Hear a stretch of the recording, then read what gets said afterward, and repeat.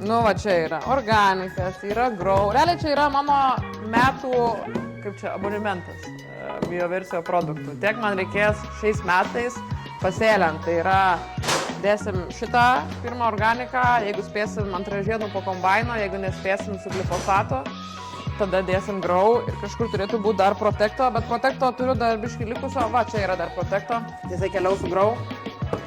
Tai čia pilnas komplektas, tai aš naudoju pilną technologiją ir aš galiu pasakyti, kad mes ūkį iš tikrųjų esam sumažinę trąšų jau turbūt 3 metai nuo tada, kai trąšos buvo labai brangios.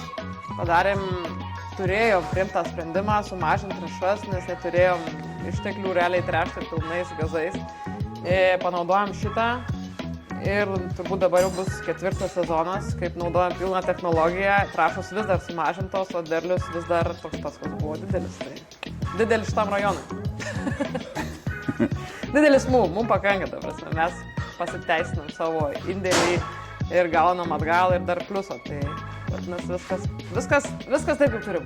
Biznis gaunasi. Biznis gaunasi. Tai va, tai yra organikas, protektas, tada grow padėti augalui pasimaitinti, man biškį skambina reikalai. Man skambina iš banko, turiu atsiliepti.